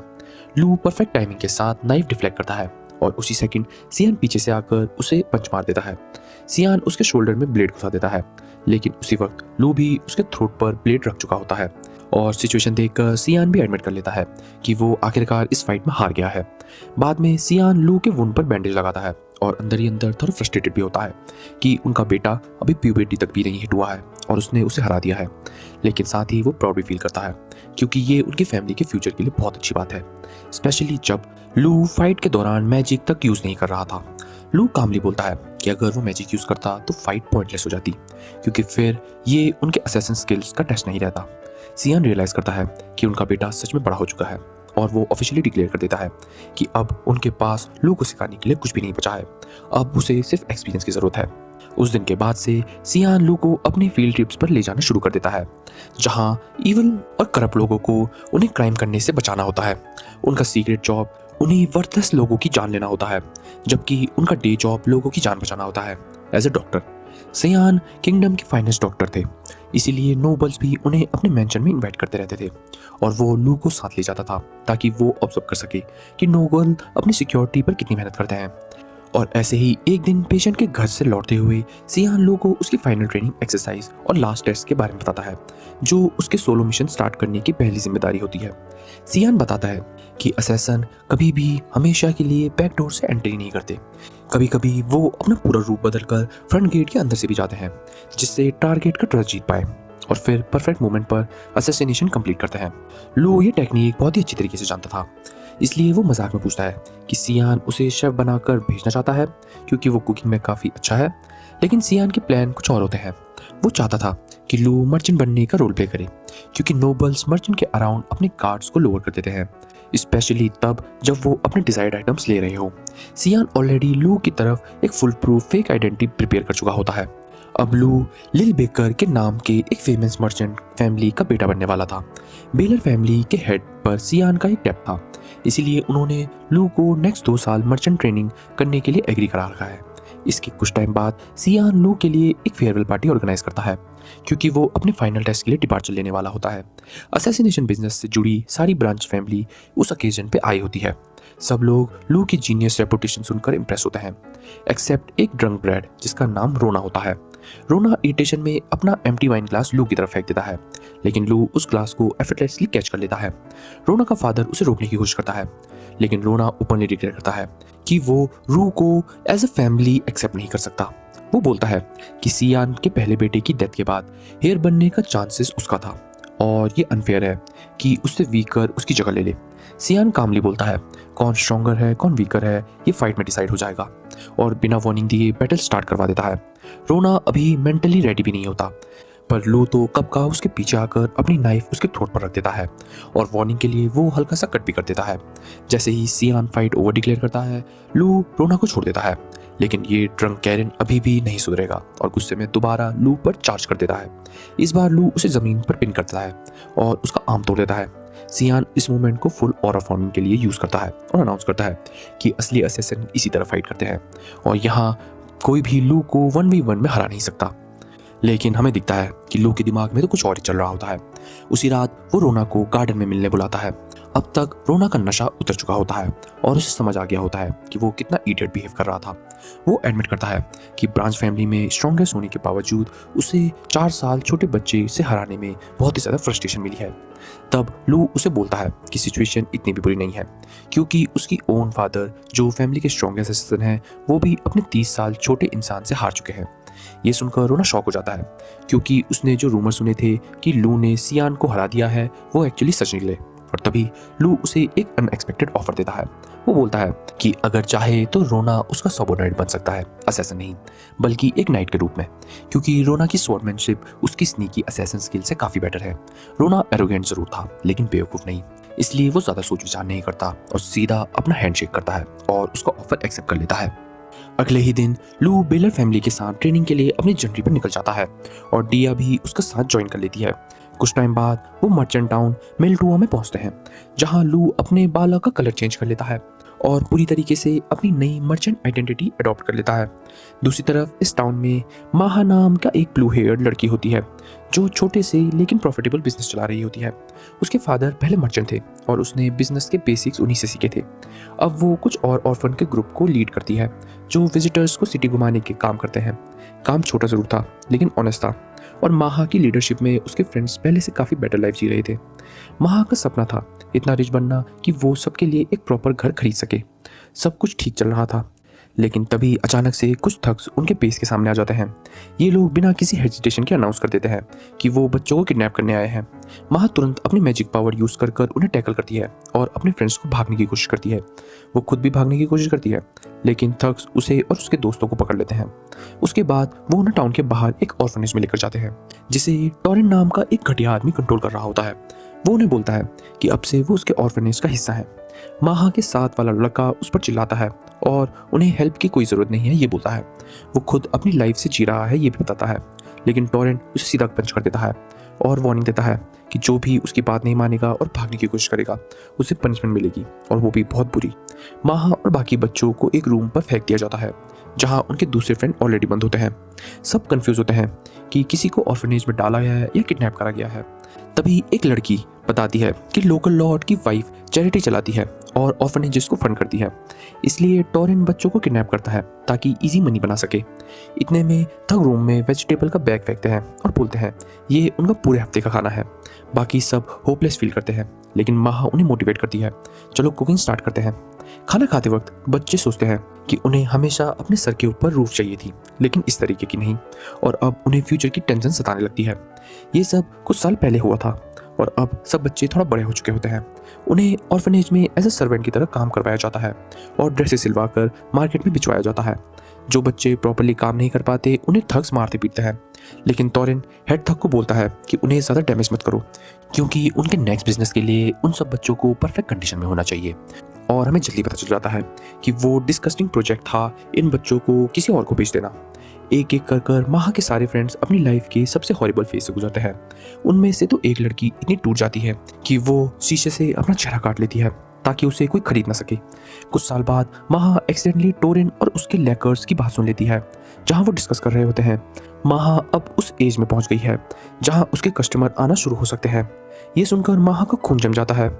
वो अपने फ्रेंड के साथ हुए सब बातें याद करती है और वो भागकर पान में छुप जाती है ताकि वो भी अपने दोस्त के जैसे अपना फेस काट सके। लेकिन तभी उसके पीछे लू आ जाता है और वैसे ही ड्रामेटिक क्रिंज लाइंस बोलने लगता है और ऐसे ही वो उसे रोक देता है और उसे आंसू के साथ अपना चेहरा बर्बाद ना करो बोलता है। थोड़ी देर बाद सारी लड़कियों को लाइन में खड़ा किया जाता है और टोरिन लू को इंट्रोड्यूस करता है as a baller, trading company का बेटा, जो अपने असिस्टेंट के लिए एक लड़की चूज करना चाहता था। सबके चेहरों पर होप आ जाती है एक्सेप्ट वो लड़की जिसने अपना फेस कट कर दिया था। लेकिन लू की नज़र सिर्फ माहा पर होती है। वो सीधा उससे पूछता है कि क्या वो उसकी असिस्टेंट बनेगी। माहा हेजिटेट करती है क्योंकि उसे लगता है कि ये उसके फ्रेंड के साथ अनफेयर होगा, लेकिन लू ऑलरेडी टोरिन के साथ डील फिक्स कर चुका होता है।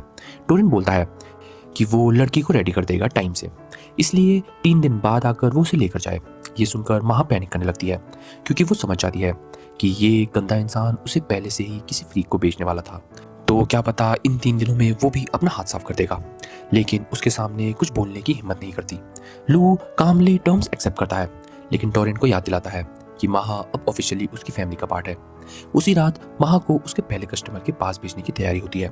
गैरेज में टोरिन उसके साथ डिस्कस्टिंग बिहेव करने लगता है और बोलता है कि काश वो बेलर फैमिली का बेटा कुछ महीने बाद आता तो उसे माहा से और ज़्यादा पैसे मिल जाते। माहा लू के बारे में सोचती है और डिसाइड करती है कि वो किसी को भी अपने प्रिंस चार्मिंग के पास जाने से पहले टच नहीं करने देगी। तभी अचानक से उसकी मैजिक पावर अवेकन हो जाती है। वो टोरिन को पुश कर गैरेज से कूद जाती है और जंगल की तरफ भागने लगती है, लेकिन थग्स का लीडर उसका पीछा कर लेता है क्योंकि वो भी माना यूज कर सकता था। माहा रोते हुए उसे छोड़ देने की भीख मांगती है, लेकिन वो उसे पकड़ लेता है और बोलता है कि शायद इस बार वो पहले खुद मजे ले लेगा। और तभी हमारे हीरो की एंट्री होती है। वो सीधा उस क्रीप को उड़ा देता है और माहा को बोलता है कि उसे तुरंत उसके साथ चलना होगा। इतने में टोरिन भी वहां पहुंच जाता है और लू को बोलता है कि वो आज लड़की नहीं लेकर जा सकता। लेकिन जब लू डिक्लेयर करता है कि वो अपनी फैमिली को डेंजर में नहीं डाल सकता, तब टोरिन अपने बंदों से उस पर अटैक करने को बोलता है। थग सीधा लू पर चार्ज करते हैं और लू उनका आर्म ऑलमोस्ट इंस्टेंटली डिस्ट्रॉय कर देता है। उसके बाद टोरिन खुद अटैक करता है, लेकिन लू उसे भी इजीली कंट्रोल कर लेता है। सरप्राइजिंगली वो टोरिन को मारता नहीं बल्कि लॉ के हवाले करना डिसाइड करता है। दूसरी तरफ टाट माहा बनकर उस क्रीप के घर जाती है और गार्ड्स को साथ ले जाकर उस आदमी को अरेस्ट करवा देती है। अगली सुबह टोरिन और उसकी पूरी गैंग अरेस्ट हो जाती है और ऑर्फनेज की सारी लड़कियां फाइनली फ्री हो जाती हैं। लू माहा के फेवर के लिए उस कटी हुए चेहरे वाली लड़की को हील कर देता है और फिर माहा को अपने फ्रेंड्स को पीछे छोड़कर अपने प्रिंस चार्मिंग के साथ जाने को बोलता है। कुछ दिन बाद लू बेलर फैमिली के असली बेटे की सर्जरी करवा लेता है, लेकिन उसे स्ट्रिक्टली वार्न करता है कि वो किसी को इस बारे में ना बताए। बेलर फैमिली का हेड लू को बताता है कि वो उस चीज़ का बहुत ग्रेटफुल है और पूछता है कि वो ये फेवर कैसे चुका सकता है, क्योंकि एक गुड मर्चेंट कभी भी फ्री में कुछ नहीं करता। लू सिर्फ इतना बोलता है कि अगर फ्यूचर में कोई असैसिनेशन मिशन उल्टा पड़ गया तो उसे बेलर फैमिली का बैकअप हाइड आउट की तरह यूज करने को दिया जाएगा। मिस्टर बेलर खुशी खुशी मान जाता है और फिर उसे याद आता है कि उसने माहा को ऑफिशियली फैमिली में अडॉप्ट करने का पेपर वर्क भी कंप्लीट कर दिया है। कुछ हफ्तों बाद बेलर लू को एक शॉप के लेआउट दिखाता है जो उनकी फैमिली ओन करती है। वो बताता है कि कैसे पहले उन्होंने उसे लिकर स्टोर बनाने की कोशिश करी थी, लेकिन वो बिजनेस फ्लॉप हो गया और अब वो जगह किसी और टाइप की शॉप में कन्वर्ट करना चाहता है। बेलर लू से कहता है कि वो इस शॉप को रन करे क्योंकि उसकी एबिलिटी और कैरेक्टर पर उसे पूरा ट्रस्ट है। लू हैप्पीली ये रिस्पॉन्सिबिलिटी एग्री कर लेता है। बाद में वो टाट और माहा को अपना प्लान बताता है। वो कहता है कि वो इस स्टोर को असैसिन रिलेटेड वर्क के लिए यूज़ करेगा और उसके लिए उसे ऐसे प्रोडक्ट बेचने होंगे जो नोबल्स को अट्रैक्ट करें। इसलिए वो डिसाइड करता है कि हाई क्वालिटी कॉस्मेटिक और स्वीट बेचना स्टार्ट कर देगा, स्पेशली नोबल्स की लड़कियां जो इस चीज़ के लिए बहुत ज़्यादा अट्रैक्टेड होती हैं। इससे पैसे भी अच्छे खासे मिलेंगे और इन्फॉर्मेशन भी। उसके बाद वो रूडोल नाम के रेड नोज रेंडियर जैसे दिखने वाले आदमी और उसकी वाइफ से मिलता है जो लू से नफरत करती है क्योंकि उसे लगता है कि लू उसके हस्बैंड का इलेजिटिमेट बेटा है। जब लू कॉस्मेटिक बिजनेस का आइडिया एक्सप्लेन करता है तो वो लोग बोलते हैं कि मार्केट ऑलरेडी बहुत सैचुरेटेड है और इस इंडस्ट्री में ब्रांड नेम प्रोडक्ट से भी ज़्यादा इंपॉर्टेंट होता है। लू उनकी बात समझता है लेकिन फिर बोलता है कि वो मार्केट में कम्प्लीटली नया प्रोडक्ट इंट्रोड्यूस करेगा। वो एक्सप्लेन करता है कि कैसे मेकअप रिमूव करने से स्किन का ऑयल और मॉइस्चर दोनों खत्म हो जाते हैं जो लॉन्ग टर्म में स्किन को डैमेज करता है। और फिर वो दुनिया का पहला मॉइस्चराइजिंग बोतल उनके सामने प्रेजेंट करता है बोलते हुए कि मेकअप के डैमेज को रिड्यूस करेगा।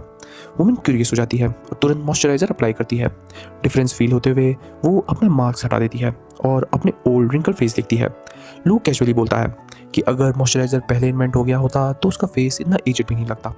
सरप्राइजिंगली वुमेन उसकी बात मान लेती है और बेलर भी मॉइस्चराइजर ट्राई करता है और दोनों ही काफ़ी इंप्रेस हो जाते हैं। वो ओल्ड लेडी इतनी इंप्रेस हो जाती है कि वो लू को अपना बेटा मान लेती है और उसके हस्बैंड से बोलती है कि वो अपने फ्रेंड्स को मॉइस्चराइजर डिस्ट्रीब्यूट कर दे, जिससे हमें ये दिखता है कि मार्केट में आने से पहले ही लू के कस्टमर पहले से आने लग गए हैं। फिर वो लू से पूछता है कि वो हर वीक कितनी बोतल प्रोड्यूस कर सकता है। लू बोलता है कि अभी वो सिर्फ 200 बोतल बना सकता है और तुरंत वार्न करता है कि अभी वर्कर्स हायर नहीं करने चाहिए वरना कॉम्पिटिटर्स उनका सीक्रेट चुरा लेंगे, इसलिए प्रोडक्शन को धीरे धीरे स्केल अप करना बेटर होगा। बेलर उसकी लॉजिक समझ जाता है और उससे काम शुरू करने को बोलता है, लेकिन लू कहता है कि वो उसके लिए अपने मेडिक्स और असेसन वाली फैमिली के पास जाना पड़ेगा क्योंकि मॉइस्चराइजर का एक इंपॉर्टेंट इंग्रेडिएंट सिर्फ वहीं ग्रो होता है, इसलिए वो फैक्ट्री को वहीं सेटअप करेगा और ताकि उसके सीक्रेट भी वहाँ से रिवील नहीं हो पाएंगे। बेलर परमिशन दे देता है और काफ़ी टाइम बाद लू टाट के साथ घर वापस आ जाता है। 1 महीने बाद लू की कॉस्मेटिक शॉप मार्केट की हॉटेस्ट चीज़ बन चुकी होती है। महा अपने ऑर्फनेज वाले फ्रेंड्स के साथ मिलकर शॉप मैनेज करती है। अब लू पूरे किंगडम में फेमस हो चुका होता है और इस फेम की वजह से उसे नोबल हाउस में इजीली एक्सेस मिल जाता है। अगर उसे फ्यूचर में असोसिएशन करना हो तो वो काफ़ी ईजी होगा। टाट इस स्ट्रेटजी से बहुत इंप्रेस हो जाती है, लेकिन उससे ज़्यादा इंप्रेस वो इस बात से होती है कि लू ने महा के फ्रेंड्स को भी जॉब दी। लू बोलता है कि उसने सिर्फ बिजनेस रीजन के लिए ये किया था, लेकिन टाट को लगता है कि वो बस सिग्मा बनने की एक्टिंग कर रहा है और अंदर से वो भी एक सॉफ्टी पाई जैसा है। उसके बाद लू फैक्ट्री सिक्योरिटी के बारे में पूछता है और टाट बताती है कि स्पाइस ऑलरेडी ब्रेक इन और एम्प्लॉय को ब्राइब करने की कोशिश कर चुके हैं, लेकिन अभी तक सक्सेसफुल नहीं हुए हैं। लू समझ जाता है कि डेस्परेट कॉम्पिटिटर्स और बड़े मूव चलने वाले हैं और वही रात लू को किसी के अपने रूम की तरफ आने का एहसास होता है। वो इंस्टेंटली समझ जाता है कि स्पाई उसे किडनैप कर मॉइस्चराइजर का सीक्रेट निकालना चाहता है, लेकिन थैंकफुली टाट और महा ऑलरेडी अलर्ट हो चुके होते हैं और लू को कुछ करना ना पड़े इसलिए पहले ही वो स्पाई को पकड़ लेते हैं। उसके बाद वो स्पाई को टॉर्चर करते हैं, लेकिन वो कुछ बताने से पहले ही मर जाता है। लू को इससे ज़्यादा फर्क नहीं पड़ता और वो डिसाइड करता है कि वो अपने मंथली डे ऑफ यूज़ कर डीएस से मिलने जाएगा। लू के जाते ही टाट और माहा दोनों लोनली फील करने लगते हैं, इसलिए वो डिसाइड करते हैं कि कुछ टेस्टी खाते हुए उसका वेट करेंगे। दूसरी तरफ लू चॉकलेट कुकीज़ लेकर डिया के घर पहुंचता है। डिया एक्साइटेड होकर बताती है कि उसने पिछली मीटिंग के बाद नया स्पेल क्रिएट कर लिया है। इस बार उसने एंटी ग्रेविटी स्पेल बना दिया है और लू जनरली सरप्राइज हो जाता है क्योंकि उसे ये लगा था कि वो ये डिस्कवरी उससे पहले करेगा। उसके बाद दोनों टी पार्टी एंजॉय करते हैं और साथ में स्पेल प्रैक्टिस करते लगते हैं और जैसे ही रात होने वाली होती है लू उठते हुए वापस अपने मेंशन की तरफ लौट जाता है और ऐसे ही टाइम बीतता जाता है और टाइम के साथ लू और टाट को बैटलफील्ड पर मर्सनरी बनकर एक्सपीरियंस गेन करने को मिलता है, जबकि माहा को बिजनेस हैंडल करने का मौका मिलता है ताकि वो एक स्किल मर्चेंट बन सके। और मीनवाइल खुद लू नोबल पार्टीज अटेंड करता रहता है और पावरफुल कनेक्शन बिल्ड करता रहता है जो फ्यूचर में उसके बहुत काम आने वाले हैं। और ऐसे ही कुछ देर तक हमें ये दिखता है कि बेलर फैमिली के साथ लू को काम करते करते ऑलरेडी 2 साल बीत चुके होते हैं और अब फाइनली लू के घर लौटने का वक्त आ गया होता है। लू डिसाइड करता है कि माहा को सिटी में ही छोड़ दिया जाएगा ताकि वो उसकी कॉस्मेटिक शॉप को हैंडल कर सके। माहा खुल कॉन्फिडेंस के साथ बोलती है कि वो सिर्फ स्टोर संभालेगी ही नहीं बल्कि उसे और भी एक्सपेंड करेगी। वो एक्साइटेड होकर लू को बताती है कि उसके प्लान्स दूसरे सिटी में भी उनके स्टोर्स के ब्रांचेस खोलने के होते हैं और फिर वो उसे पहली लोकेशन भी दिखाती है जो उसने ही सेलेक्ट की थी।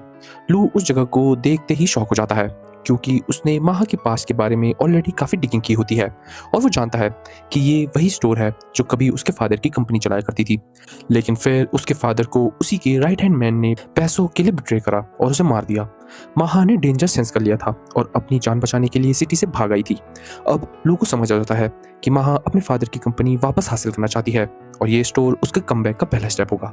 लू उसे बोलता है कि वो चाहे जो कर सकती है, ये स्टोर उसका ही है और वो उस पर पूरा ट्रस्ट करता है और जब तक रिजल्ट मिलते रहेंगे उसे कोई फर्क नहीं पड़ता।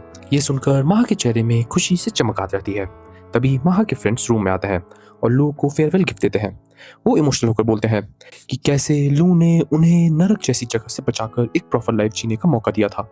लू भी उनका गिफ्ट एक्सेप्ट कर लेता है और कहता है कि वो उन्हें कभी नहीं भूलेगा। उसके बाद वो अपनी अपीयरेंस नॉर्मल करता है और घर लौटने की तैयारी शुरू कर देता है। वो माहा को बिजनेस और पूरी इंफॉर्मेशन नेटवर्क की रिस्पॉन्सिबिलिटी देकर जाता है जो उसने सिटी में बिल्ड किया था। माहा प्रॉमिस करती है कि वो पूरी मेहनत से सब संभालेगी। फिर हल्का सा उदास होकर वो लू से कहती है कि वो कभी भी उसे मिलने ज़रूर आ सकता है क्योंकि उसके बिना वो बहुत लोनली फील करती है। लू उसे प्रॉमिस करता है कि मिशंस के बीच बीच में वो उसे मिलता रहेगा और फिर वो वहाँ से निकल जाता है। गैरेज में सफ़र करते वक्त उसकी नज़र टाट पर पड़ती है जो ऑलरेडी माहा को मिस करके थोड़ा ग्लूमी हो रही होती है। लेकिन तभी अचानक से लू को नियर बाई माना फील होता है और वो तुरंत ड्राइवर को गैरेज रोकने का ऑर्डर देता है।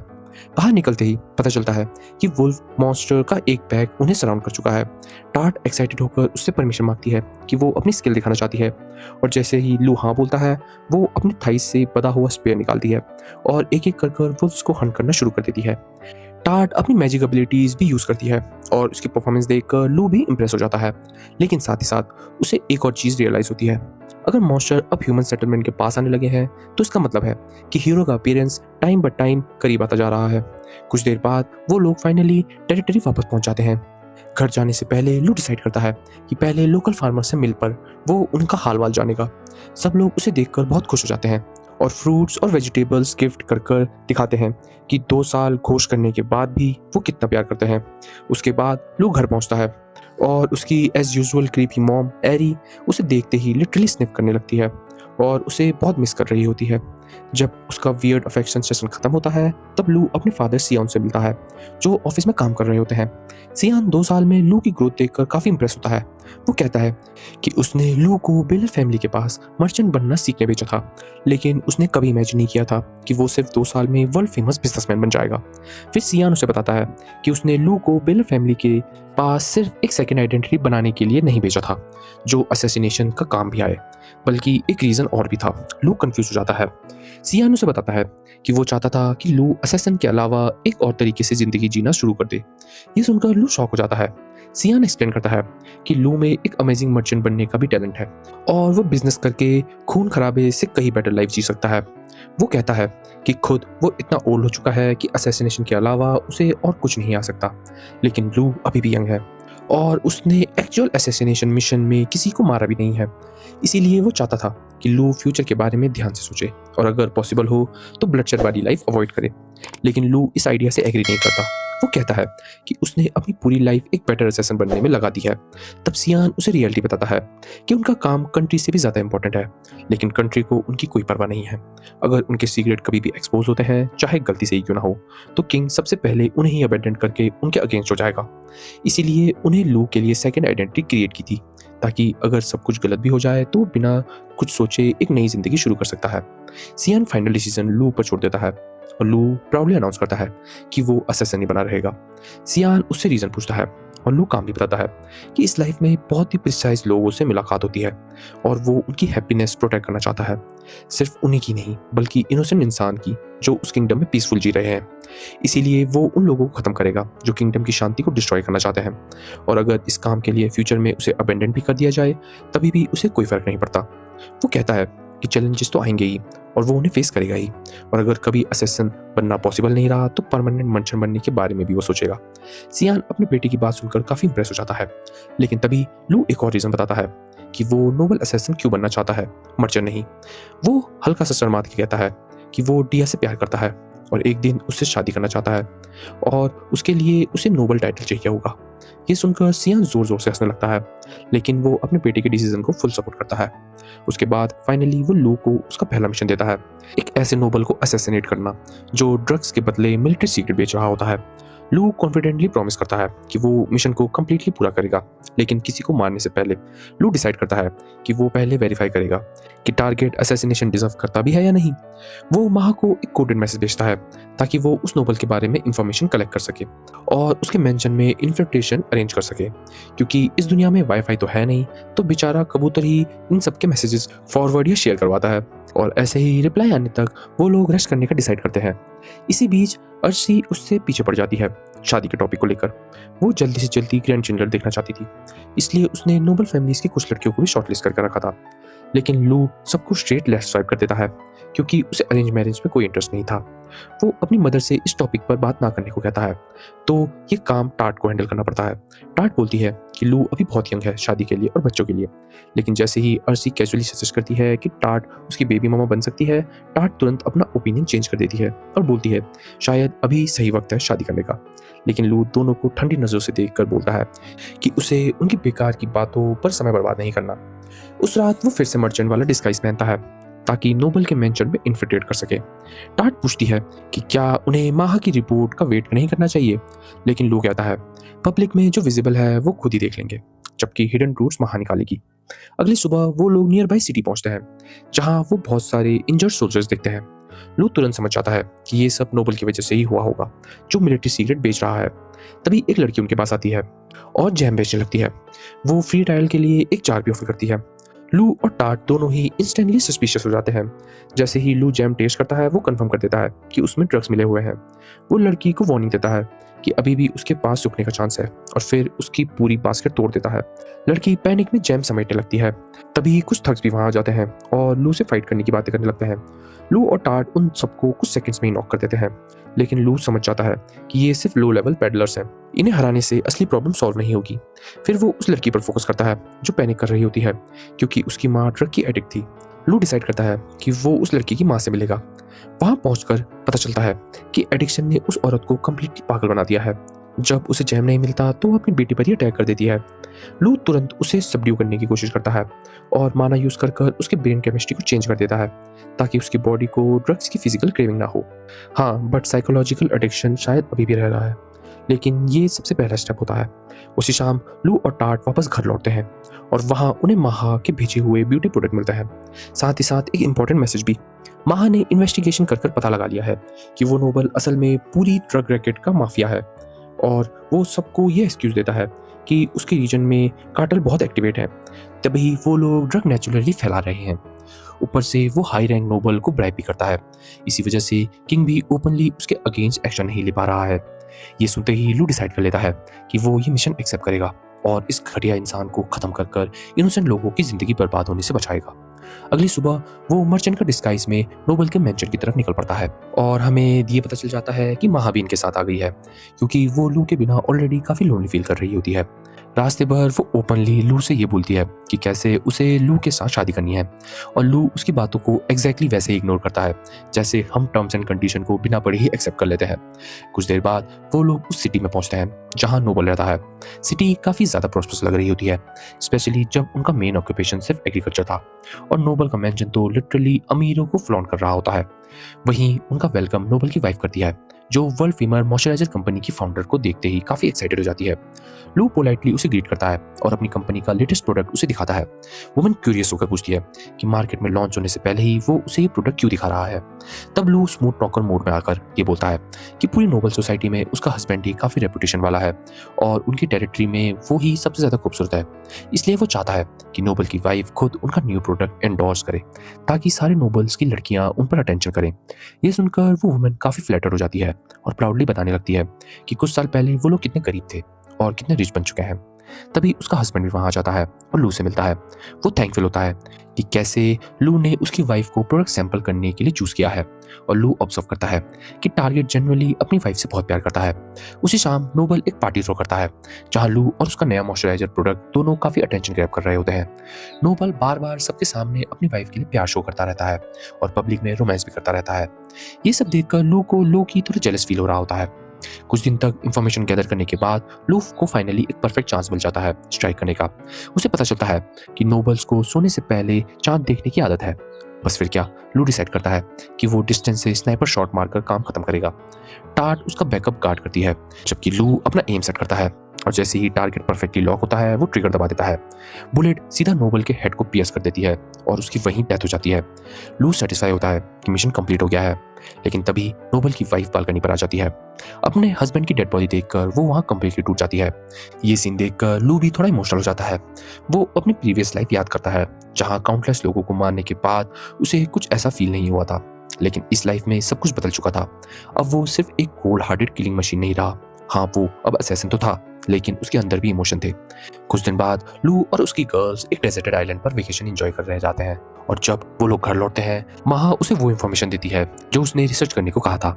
माहा एक्साइटेड होकर बताती है कि उसने डिवाइन ट्रेजर ढूंढ लिया है जिसे लू ने सर्च करने को कहा था। और हमें एज अ ऑडियंस ये पता चलता है कि वो एक एक्सट्रीमली पावरफुल स्पेयर है। टार्ट कंफ्यूज होकर पूछती है कि डिवाइन ट्रेजर होते क्या है और लू तुरंत ही एक्सप्लेन करता है कि डिवाइन ट्रेजर्स को लेजेंडरी वेपन भी कहा जाता है जो बहुत ही एंशिएंट टाइम से बिलोंग करते हैं और वो इतने पावरफुल और ताकतवर होते हैं कि एक आम इंसान उन्हें छूने की सोच भी नहीं सकता। ये एंशिएंट टाइम से एग्जिस्ट करते हैं और इनकी पावर अनइमेजिनेबल होती है। माहा फिर उन दोनों को बताती है कि अभी वो उस स्पेयर को खरीदने की नेगोशिएशन कर रही है जो फिलहाल सेंटेना नाम के आदमी के पास है। उसका ये मानना है कि वही फ्यूचर का हीरो बनने का सबसे बड़ा कैंडिडेट है, लेकिन नेगोशिएशन काफ़ी डिफिकल्ट चल रही है। फिर भी माहा कॉन्फिडेंटली लू से कहती है कि वो सब उस पर छोड़ दे क्योंकि एक मर्चेंट होने के नाते वो डील पक्का क्लोज कर लेगी। लेकिन उसके बाद माहा एक बुरी खबर सुनाती है। वो बताती है कि पास ही के किंगडम में सिविल वॉर शुरू हो गई है और डिया की फैमिली किंगडम वाले साइड पर ज्वाइन कर रही है। ये सुनते ही लू थोड़ा टेंस हो जाता है, लेकिन असली प्रॉब्लम अभी भी बाकी थी। माहा बताती है कि रेबल फैक्शन में एक डेंजरस सोल्जर है जो बैटलफील्ड में सबको तरह तरह से मार रहा है और वो सोल्जर और कोई नहीं बल्कि सेंटेना ही है, डिवाइन स्पेयर का ओनर। ये सुनते ही लू बिना टाइम वेस्ट करे सीधा डिया के घर पहुंच जाता है। डिया यूजुअल की तरह चीयरफुली स्माइल कर उसका वेलकम करती है और लू वॉर का टॉपिक उठाता है तो डिया कैजुअली बोल देती है कि वॉर उनके घर से काफ़ी दूर चल रही है और सिचुएशन उतनी डेंजरस नहीं है जितनी लोग समझ रहे हैं, इसलिए उन्हें टेंशन लेने की जरूरत नहीं है। लेकिन लू उसे बताता है कि शायद उनका सामना हीरो से होने वाला है और अगर ऐसा हुआ तो नॉर्मल ह्यूमंस उसके सामने सर्वाइव नहीं कर पाएंगे। लू फिर डिया को अपनी मर्चेंट वाली सीक्रेट आइडेंटिटी के बारे में बताता है और कहता है कि अगर जरूरत पड़े तो वो अपनी पावर यूज कर उसे और उसकी पूरी फैमिली को डेंजर से बाहर निकाल सकता है। लेकिन ये सुनते ही डिया गुस्सा हो जाती है। वो लू को सीधा जवाब देती है कि वो इस किंगडम की एक प्राउड नोबल है और अपने देश को प्रोटेक्ट करना उसका फर्ज है। लेकिन अगले ही सेकंड वो बिल्कुल नॉर्मल हो जाती है और सडनली लू से पूछने लगती है कि उसने अपने बालों का कलर कैसे बदला। लू समझाने की कोशिश करता है कि अभी ये सब डिस्कस करने का टाइम नहीं है, पर डिया उसकी एक भी नहीं सुनती। वो एक्साइटमेंट में बोलती है कि उसके डैड अभी घर पर नहीं है, इसलिए ये परफेक्ट चांस है डेट पर जाने का। और एंड में बेचारा लू उसकी बात ही मान लेता है। डिया भी अपने बालों का कलर चेंज कर लू से मैचिंग कर लेती है और दोनों मार्केट की तरफ निकल पड़ते हैं। चलते चलते डिया सोचने लगती है कि खाने के लिए कहाँ जाना चाहिए। तभी लू उसे एक सिटी के बेस्ट रेस्टोरेंट के बारे में बताता है, लेकिन अचानक से उसकी नज़र एक मर्चेंट पर पड़ती है और वो इंस्टेंटली समझ जाता है कि वो आदमी पहले सोल्जर रह चुका है। लू कहता है कि सोल्जर को पहचानने के लिए उनके पास एक सिक्स सेंस है और सिटी में काफ़ी लोग मौजूद हैं। डिया फिर बताती है कि उसकी फैमिली ने रिटायर्ड सोल्जर को यहाँ बिजनेस करने के लिए इंटेंशनली इन्वाइट किया था क्योंकि अगर वॉर की आग सिटी तक पहुंच गई तो वही लोग इवैक्यूएशन में हेल्प करेंगे।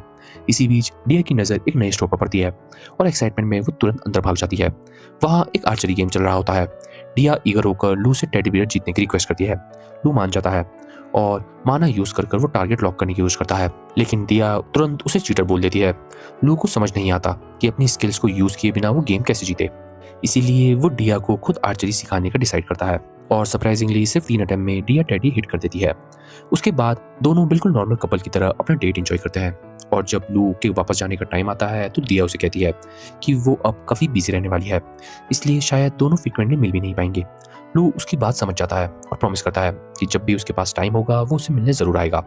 लेकिन जैसे ही लू वहाँ से चला जाता है डिया के एक्सप्रेशन कम्प्लीटली बदल जाते हैं। वो सबको एक्टिंग बंद करने का ऑर्डर देती है और हमें ये दिखता है कि वो तुरंत सब लोगों की डिस्गाइजेस भी हटवा देती है। असल में वो सब सोल्जर थे जो वॉर के लिए रेडी खड़े थे। डिया खुद भी जल्दी आर्मी लीड करने वाली थी और लू को अलविदा कहते वक्त उसकी आंखों में आंसू आ जाते हैं क्योंकि उसे खुद नहीं पता था कि क्या वो इस जंग से जिंदा भी निकलेगी।